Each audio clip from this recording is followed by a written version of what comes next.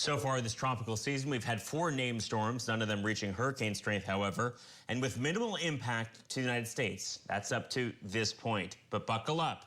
Things are about to change. The National Oceanic and Atmospheric Administration, or NOAA, just released an updated Atlantic outlook for the rest of the season, forecasting it to be above normal. Joining us now is lead hurricane forecaster for NOAA and the National Weather Service, Matthew Ronsenkrans. Mr. Ronsenkrans, thank you for joining us. I'm curious, just off the top here, what made you change your forecast from the beginning of the season? Things are now not looking as good as they were.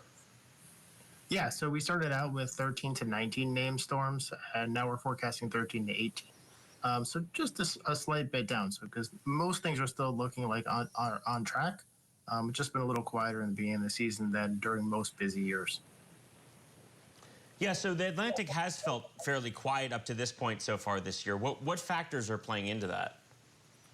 There's been a lot of wind shear in the Caribbean, which is kind of the difference between the winds at like 5,000 feet off the surface and like 45,000 feet up in the air. Those winds have been very different. So we haven't had any kind of development over the Gulf. We've only had some very short-lived storms that kind of form right near the coast and either moved inland, like Chantal, or like Dexter, and kind of just got swept out to sea. So now that there's a 50% chance of an above normal season, what conditions are you seeing that are leading to this, newly forecasted uptick? Yeah, so some of that wind shear over the Caribbean is coming down recently. We're still seeing the sea surface temperatures in the Atlantic. I was just looking, the entire North Atlantic, they're at the 93rd percentile, so the third warmest on record in that period from 1981. And even the deep tropics, the waters that were cooler earlier on, they've warmed faster than they would normally warm. So they're above normal as well. So a few factors have kind of moved in that positive direction compared to the July time period.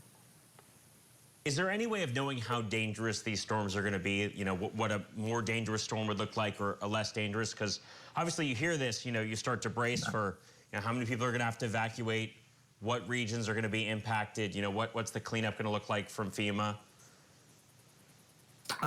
So no, it's every storm is dangerous. Tropical storm Chantal flooded out towns in North Carolina, so it's not just for the number of hurricanes.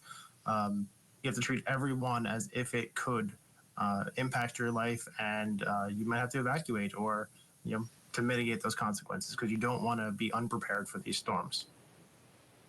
Is there any early forecast of where these storms will end up, over, let's say, the Gulf Coast or the Atlantic Coast? I mean, how do you know for a fact that the Atlantic Coast is going to be more impacted this year than the Gulf Coast? I don't know for a fact that is the Atlantic versus the Gulf Coast. I do know that during busy seasons, if we get that above normal season, the Atlantic Coast is twice as likely to see a hurricane landfall as non-busy seasons. So that's really the big change there, is you up your risk profile for the Atlantic Coast during these busy seasons. The Gulf Coast usually has one hurricane landfall every year, at least one, just because once a storm gets in the Gulf, it's kind of nowhere to go but to hit the land. So it is something we're working on, though. The research team here, we're trying to do, can we do forecasts of storms moving closer to the coast and eventually a landfall forecast, but we want to be really certain in that before we start making that public. Now, yeah, forecasts have been in the headlines this year. There are reports, though, now that the National Weather Service will have the ability to hire 450 meteorologists, hydrologists, and radar technicians. I'm sure you obviously cannot comment on today's news, but can you comment on how having these positions filled could help you with your modeling, with your forecasts down the road? Yeah, so we are the National Weather Service. We're ready to meet the challenge of this upcoming season. And having more of those teammates on board that can really, I can bounce ideas off them. They can run more simulations. We can do more things. Can really help us push that envelope forward.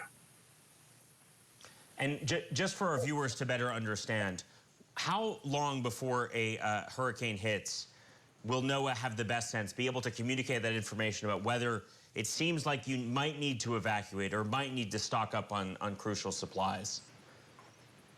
So we have an array of products, right? So I'm doing the seasonal forecast now. It takes us out a couple months. We have a global tropics hazards product that can give formation warnings out to about 2 weeks. And then we have, then at that point, within 1 week, the National Hurricane Center will pick up and do the actual, kind of cone forecasts that we're all used to seeing. So that last week is really when those critical kind of decisions are made, but we can give some of those heads ups, usually after about 2 weeks. And for those of us who kind of sit back and just watch the year roll on, remind us, hurricane season runs until September, October? November 30th, so just after Thanksgiving. So we got a long way to go. Well, well, hopefully there's no Thanksgiving hurricanes. People will not be giving thanks for those. Lead hurricane forecaster for the National Oceanic and Atmospheric Association and the National Weather Service, Matthew Ronsenkrans, thank you again for joining us today. Good talking to you, Nate.